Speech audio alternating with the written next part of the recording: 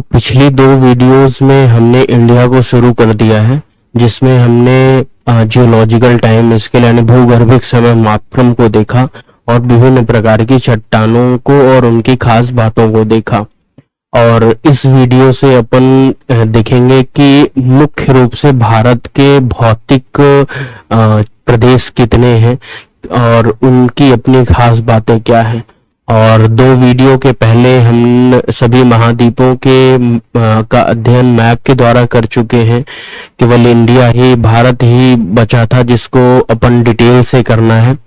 और इसके अलावा अपन देशांतर, अक्षांश देशांतर रेखाओं के बारे में समझ चुके हैं, international date line, Greenwich meridian, poles और भी बहुत कुछ चीजों के बारे में अपन चर्चा कर चुके हैं।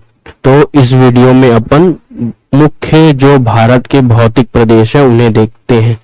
तो भारत के जो मुख्य भौतिक प्रदेश हैं उनको तीन भागों में बांटा जाता है और इन तीनों भागों को और भी कई अन्य भागों में बांटा जाता है। तो इसे अपन तब देखेंगे जब अपन डिटेल्स में इनको देख रहे होंगे। तो मुख्य रूप से जो भारत के तीन क्षेत्र हैं, तो मुख्य रूप से भारत को तीन भौतिक प्रदेशों में बांटा गया है, जिसमें आप यहां पर देखेंगे तो यहां पर हिमालय है। यहां पर इस भाग को हिमालय कहते हैं और हिमालय को आगे भी कई भिन्न भागों में बांटा गया है, जिसकी चर्चा अपन बाद में करेंगे। यहां पर आप देखेंगे तो आपको एक बड़ा सा मैदान दिखेगा जिसे कहते हैं सिंधु, गंगा और ब्रह्मपुत्र का मैदान। सिंधु, गंगा, ब्रह्मपुत्र का मैदान। ब्रह्मपुत्र का मैदान।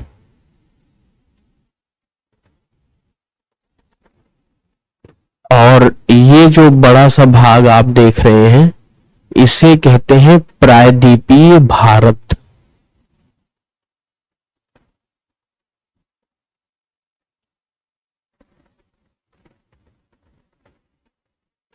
प्रायद्वीपीय भारत। तो ये भारत के तीन मुख्य रूप से भौतिक प्रदेश हैं, जिसमें इस प्रदेश को कहते हैं हिमालय, इस भाग को कहते हैं सिंधु, गंगा और ब्रह्मपुत्र का मैदान, और ये जो बड़ा सा भाग आप देख रहे हैं इसको कहते हैं प्रायद्वीपीय भारत। तो अब एक एक करके इन तीनों के बारे में अपन देख लेते हैं। तो सबसे पहले अपन हिमालय को देखेंगे और हिमालय को डिटेल्स में देखने के पहले अपन देखेंगे कि हिमालय के जो उत्पत्ति से संबंधित सिद्धांत दिए जाते हैं वो कौन कौन से सिद्धांत हैं और वो सिद्धांत क्या कहते हैं हिमालय की उत्पत्ति को लेकर। तो जो हिमालय की उत्पत्ति से संबंधित सिद्धांत हैं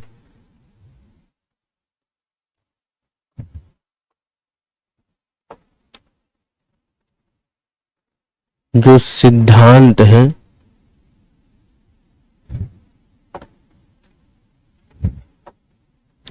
हिमालय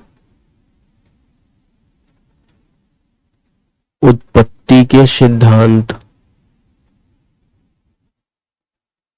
उत्पत्ति के सिद्धांत।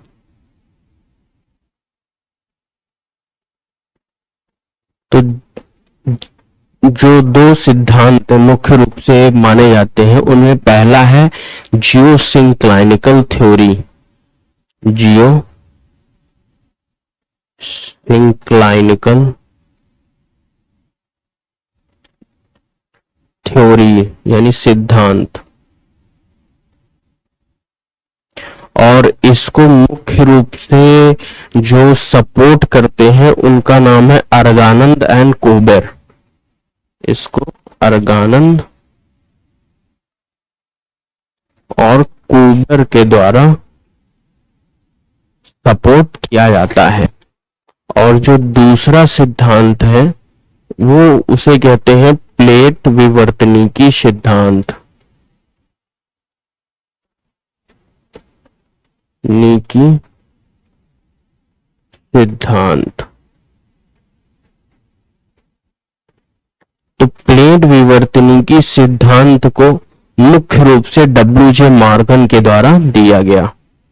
डब्ल्यूजे मॉर्गन। तो हिमालय उत्पत्ति से संबंधित जो सिद्धांत है वो मुख्य रूप से दो हैं। पहले सिद्धांत को कहते हैं जियोसिंक्लाइनिकल थ्योरी, और इसको मुख्य रूप से जो सपोर्ट करते हैं वो करते हैं अर्गानंद और कोबेर। दूसरा जो सिद्धांत है उसे कहते हैं प्लेट विवर्तनिकी सिद्धांत, और इसको मुख्य रूप से जो दिया गया है वो डब्ल्यूजे मॉर्गन के द्वारा दिया गया है। और दुनिया के अधिकांश जो भूगोल विविधता है वो प्लेट विवर्तनिकी सिद्धांत को ही हिमालय की उत्पत्ति का मुख्य कारण मानते हैं। तो अब देख लेते हैं कि जियोसिंक्लाइनिकल थ्योरी क्या कहती है और प्लेट विवर्तनिकी थ्योरी क्या कहती है।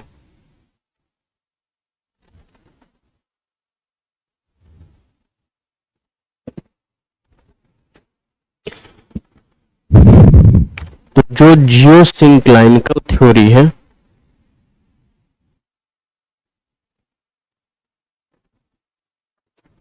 क्लाइनल थ्योरी है वो ये कहती है कि ये जो प्लेट है वो है अंगारा शील्ड, अंगारा शील्ड, या इसी को वो लॉरेंसियन शील्ड भी कहते हैं। लॉरेंसियन शील्ड। और इसके दक्षिण में एक अन्य प्लेट है जिसको ये गोंडवाना प्लेट कहते हैं। गोंडवाना प्लेट। और इनका जियोसिंक्लाइनिकल थ्योरी का ये कहना है कि इसके बीच में एक सागर अवस्थित है जिसको कहते हैं टेथिस सागर।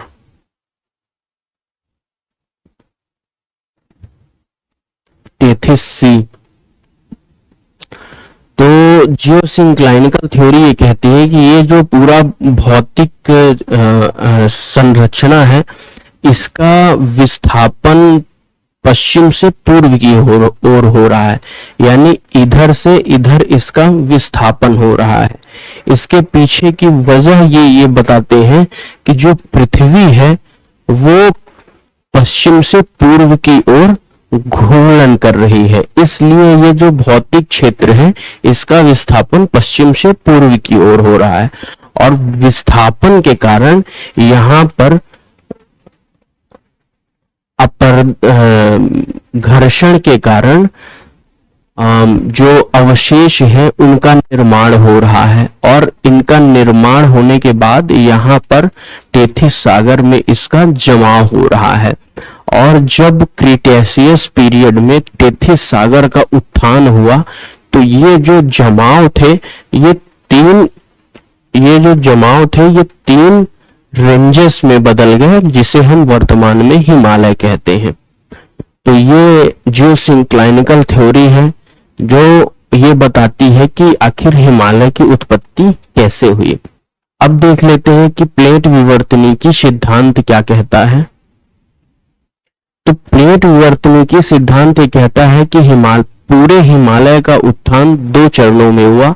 पहले चरण में दो प्लेटें आपस में टकराई जिनमें टेथिस सागर की प्लेट थी और यूरेशियन प्लेट थी। इसके द्वारा ट्रांस हिमालय की उत्पत्ति हुई, इसीलिए ट्रांस हिमालय को हिमालय की सबसे पुरानी संरचना का बोला जाता है। तो प्लेट विवर्तनिकी सिद्धांत,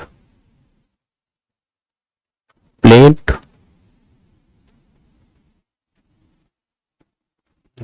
नीकी सिद्धांत।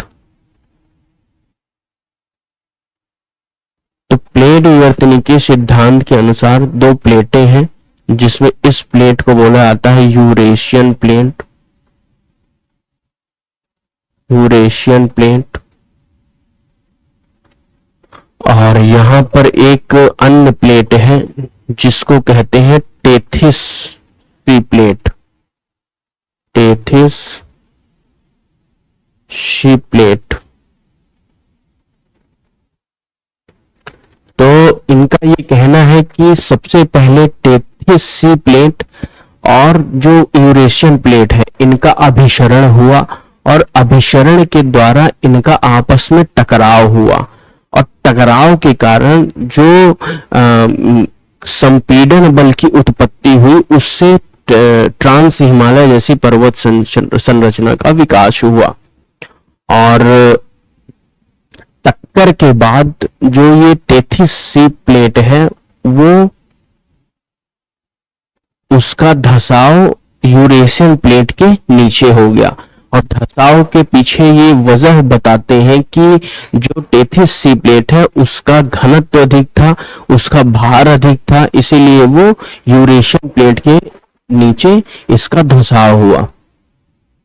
तो टक्कर के बाद उत्पन्न संपीड़न बल से वलन की प्रक्रिया द्वारा एक पर्वत का निर्माण हुआ जिसे हम ट्रांस हिमालय कहते हैं, इसे हम ट्रांस हिमालय कहते हैं।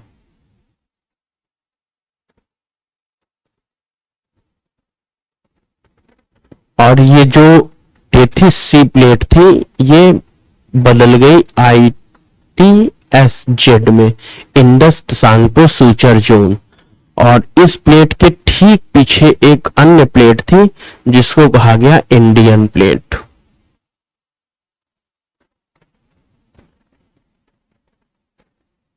तो प्लेट विवर्तनिकी सिद्धांत हिमालय की उत्पत्ति के पीछे की व्याख्या करते हुए कहता है कि एक यूरेशियन प्लेट थी और यूरेशियन प्लेट के ठीक सामने टेथिस सागर की प्लेट थी। तो दोनों में अभिसरण हुआ, दोनों एक दूसरे के नजदीक आई, और नजदीक आने के कारण इनमें आपस में टक्कर हुई। टक्कर के कारण उत्पन्न संपीड़न बल से ट्रांस हिमालय जैसी पर्वत श्रृंखला का निर्माण हुआ, और जो टेथिस सागर की प्लेट थी वो बदल गई ITSZ में, और जो टेथिस सागर की प्लेट थी उसका धसाव यूरेशियन प्लेट के नीचे हो गया, जिसकी वजह बताते हैं कि टेथिस सागर की प्लेट का अधिक घनत्व था, अधिक गति थी, इसके कारण इसका धसाव यूरेशियन प्लेट के नीचे हो गया। तो ये पहला पार्ट था प्लेट विवर्तनिकी सिद्धांत का जिसमें ट्रांस हिमालय की उत्पत्ति हुई। अब देखते हैं सेकेंड पार्ट। तो सेकेंड पार्ट में ये कहते हैं कि ये यूरेशियन प्लेट थी, यूरेशियन प्लेट, और यहां पर इंडियन प्लेट आ गई, इंडियन प्लेट, क्योंकि जो टेथिस सी प्लेट थी उसका कुछ भाग का यहाँ पे धसाव हो गया, और जो बचा हुआ भाग था उसका परिवर्तन ITSZ के रूप में हो गया। और यहां पर एक पर्वत है जिसको कहते हैं ट्रांस हिमालय।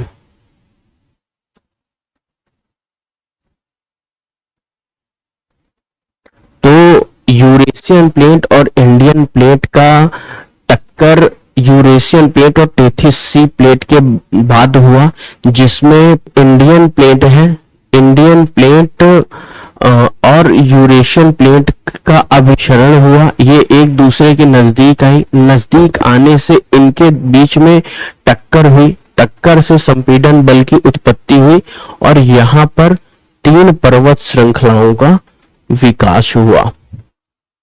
और जो इंडियन प्लेट थी उसका धसाव यूरेशियन प्लेट के नीचे हो गया, और धसाव होने के पीछे वजह ये थी, और इंडियन प्लेट के धसाव होने का फिर से वही रीजन है कि इंडियन प्लेट का घनत्व अधिक था, गति अधिक थी, और इन सबके बीच जो टेथिस सागर प्लेट का धसाव हुआ था उसके कारण मार्ग यहाँ पर बन गया था, जिससे आसानी से इंडियन प्लेट यूरेशियन प्लेट के अंदर धस चुकी थी। और धसाव के कारण टेथिस जो सागर प्लेट थी वो यहाँ तक खिसकी, और इसके यूरेशियन प्लेट के पीछे साइड एक भूमि का उठाव हुआ, जिसे अब हम तिब्बत प्लेटाऊ कहते हैं, यानी तिब्बत का पठार। तो ये तिब्बत का पठार है, ये ट्रांस हिमालय है, ये ग्रेट हिमालय है, ये लेसर हिमालय है और ये शिवालिक हिमालय है। तो ये पूरी प्लेट विवर्तनी की सिद्धांत थी। फिर से देख लेते हैं कि प्लेट विवर्तनी की सिद्धांत के दूसरे चरण में बचे हुए हिमालय की उत्पत्ति की व्याख्या की गई, जिसमें यह कहा गया कि एक यूरेशियन प्लेट है और ये इंडियन प्लेट है। यूरेशियन प्लेट और इंडियन प्लेट के बीच में अभिसरण हुआ, अभिसरण से दोनों आपस में टकराई और टकराहट के कारण इनमें संपीड़न बल की उत्पत्ति हुई। संपीड़न बल की उत्पत्ति से यहाँ पर वलन की प्रक्रिया के द्वारा 3 पर्वत का निर्माण हुआ, जिसमें इस पर्वत को कहते हैं ग्रेट हिमालय, इस पर्वत को कहते हैं लेसर हिमालय और इस पर्वत को कहते हैं शिवालिक हिमालय। और इस धसाव के कारण जो टेथिस सी प्लेट पहले ही यूरेशियन प्लेट के नीचे धसी हुई थी, इसका और आगे की ओर विस्थापन हुआ। विस्थापन से यहाँ पर भूमि का उठाव हुआ, और यही उठाव को अपन तिब्बत का पठार के रूप में जानते हैं। तो ये पूरे प्लेट विवर्तनी के सिद्धांत थे, जिनके 2 पार्ट थे। पार्ट 1 में ट्रांस हिमालय की उत्पत्ति हुई और पार्ट 2 में ट्रांस हिमालय के अतिरिक्त जो हिमालय बचे हैं उनकी उत्पत्ति हुई। अब देख लेते हैं कि जो हिमालय है उसको कितने भागों में विभाजित किया जाता है, जैसे संरचनात्मक दृष्टिकोण से, देशांतरीय दृष्टिकोण से और नॉर्थ ईस्ट हिमालय के दृष्टिकोण से।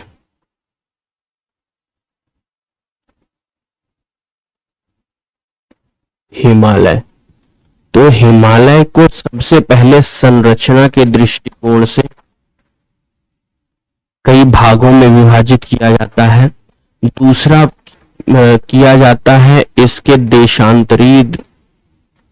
देशांतरीय दृष्टिकोण से।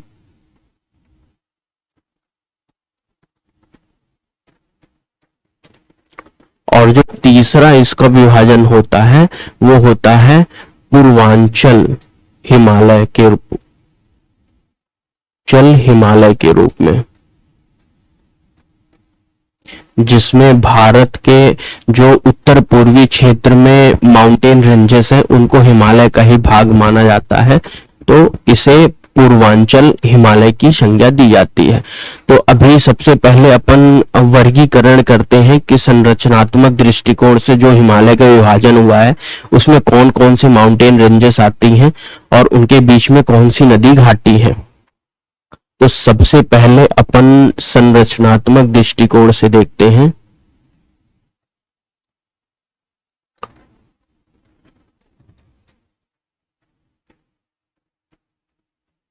तो संरचनात्मक दृष्टिकोण से जो सबसे पहला हिमालय आता है वो आता है ट्रांस हिमालय।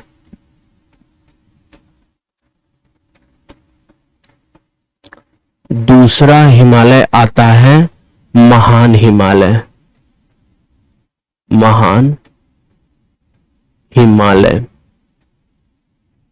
और जो तीसरा हिमालय आता है उसको कहते हैं निम्न हिमालय।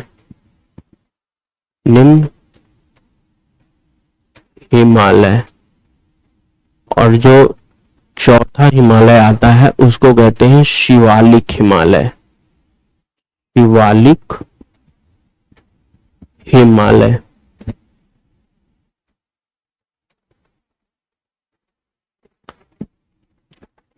ट्रांस हिमालय को टेथिस हिमालय की संज्ञा भी टेथिस हिमालय की भी संज्ञा दी जाती है। तो संरचनात्मक दृष्टिकोण से 4 हिमालय को वर्गीकरण किया गया है। सबसे पहला है ट्रांस हिमालय, और ट्रांस हिमालय को टेथिस हिमालय भी कहते हैं। दूसरा जो हिमालय का वर्गीकरण है उसे कहते हैं महान हिमालय, और महान हिमालय के बाद आता है निम्न हिमालय, और निम्न हिमालय के बाद आता है शिवालिक हिमालय। शिवालिक हिमालय को सबसे नवीन संरचना मानी जाती है, इसको नवीन संरचना मानते हैं। अब देखते हैं कि इन माउंटेन रेंजेस के बीच में कौन कौन सी नदी घाटी है। तो ट्रांस हिमालय महान हिमालय के बीच में ट्रांस हिमालय, अब देखते हैं कि ट्रांस हिमालय और महान हिमालय के बीच में कौन सी नदी घाटी है। तो इन दोनों के बीच में ITSZ है। ITSZ का मतलब हुआ इंडस तसांगपो सूचर जोन, मतलब कि इंडस नदी को हम सिंधु नदी के नाम से भी जानते हैं। और जो तसांगपो है, तो ब्रह्मपुत्र को तिब्बत में तसांगपो नदी के नाम से उसे जानते हैं। तो ट्रांस हिमालय और महान हिमालय के बीच में जो इंडस और तसांगपो नदी घाटी है वो अवस्थित है। महान और निम्न हिमालय के बीच में MCT है। MCT का मतलब हुआ मुख्य केंद्रीय थ्रस्ट, और इसको अपन कश्मीर वैली के भी नाम से जानते हैं। कश्मीर वैली यानी कश्मीर की घाटी के नाम से भी जानते हैं। और कश्मीर की घाटी में झेलम नदी के द्वारा जो अवसादों का निक्षेपण किया जाता है उसे करेबा कहते हैं। करेबा, और करेबा जो मिट्टी है वो केसर, बादाम और अखरोट के उत्पादन के दृष्टिकोण से सर्वाधिक महत्वपूर्ण है। यानी बादाम, केसर और अखरोट, इसके उत्पादन की दृष्टिकोण से करेबा जो अवसाद है, मिट्टी है, वो काफी महत्वपूर्ण है, जो झेलम नदी के द्वारा करेबा का निक्षेपण किया जाता है। तो महान हिमालय और निम्न हिमालय के बीच में मेन सेंट्रल थ्रस्ट है, जिसको मेन केंद्रीय थ्रस्ट कहते हैं, और इसे कश्मीर वैली भी कहते हैं, यानी कश्मीर की घाटी। कश्मीर की घाटी में झेलम नदी का प्रवाह होता है, और इस झेलम नदी के द्वारा करेबा जो अवसाद है उनका निक्षेपण होता है। और करेबा जो अवसाद है वहां अखरोट, बादाम और केसर का उत्पादन किया जाता है। इसलिए करेबा केसर, बादाम और अखरोट के उत्पादन के दृष्टिकोण से काफी महत्वपूर्ण है। तीसरा अपन देखते हैं निम्न हिमालय और शिवालिक हिमालय के बीच में।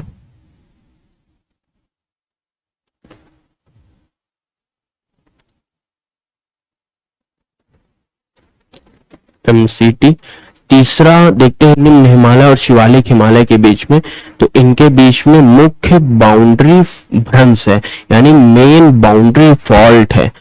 और इसके बाद अपन देखते हैं शिवालिक हिमालय और उत्तरी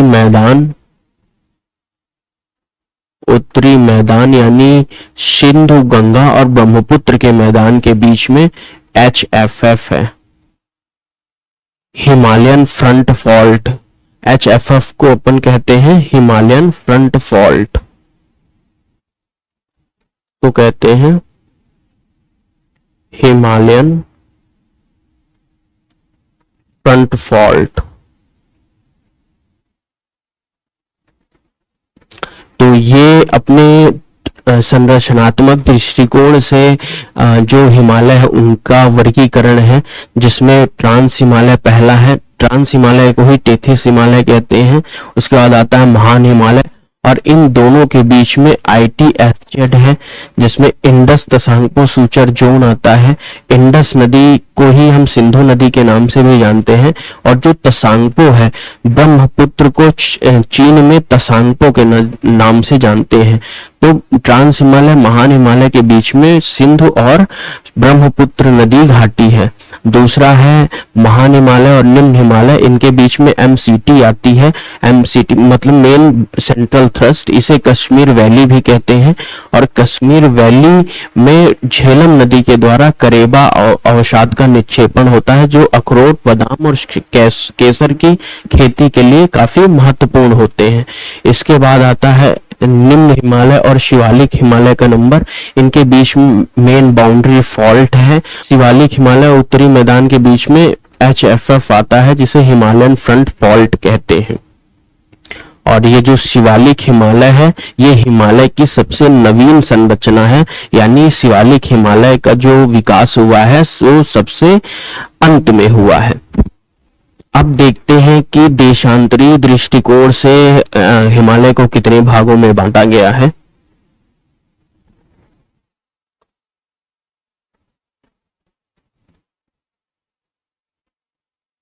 देशांतरी दृष्टिकोण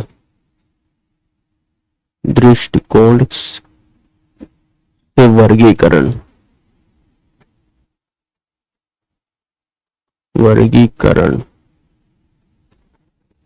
तो जो सबसे पहला हिमालय आता है उसको कहते हैं पंजाब हिमालय। पंजाब हिमालय। दूसरा जो हिमालय आता है देशांतरी दृष्टिकोण से, उसको कहते हैं कुमायूं हिमालय। कुमायूं हिमालय।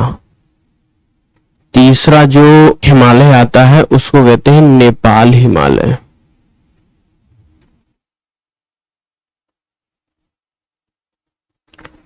चौथा जो हिमालय आता है उसको कहते हैं असम हिमालय।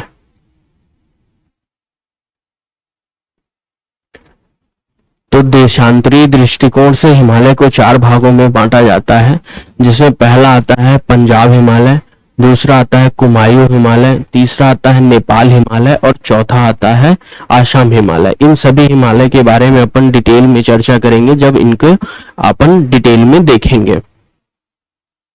अब जो तीसरा वर्गीकरण होता है वो होता है पूर्वांचल हिमालय का। पूर्वांचल हिमालय का। पूर्वांचल हिमालय में भी कई जो माउंटेन रेंजेस हैं वो आते हैं, जैसे पटकाई बुम हो गया, पटकाई बुम हो गया, नागा हिल हो गया, मणिपुर हिल हो गया, मणिपुर हिल हो गया, नागा हिल, मणिपुर हिल, बरेल हिल, बरेल हिल, मिजो हिल, मिजो हिल, मिजो हिल। फिर होते हैं रेगमा हिल, रेगमा हिल, मेकिर हिल, मेकिर हिल। तो ये सभी जो हिल हैं वो पूर्वांचल हिमालय यानी उत्तर पूर्वी भारत के जो माउंटेन रेंजेस हैं उनको उनमें आती हैं और उसको हिमालय का ही भाग माना जाता है। तो इसको भी अपन डिटेल से देखेंगे। अभी केवल अपन के वर्गीकरण किए हैं कि किस हिमालय में कौन कौन सी माउंटेन रेंजेस आती हैं।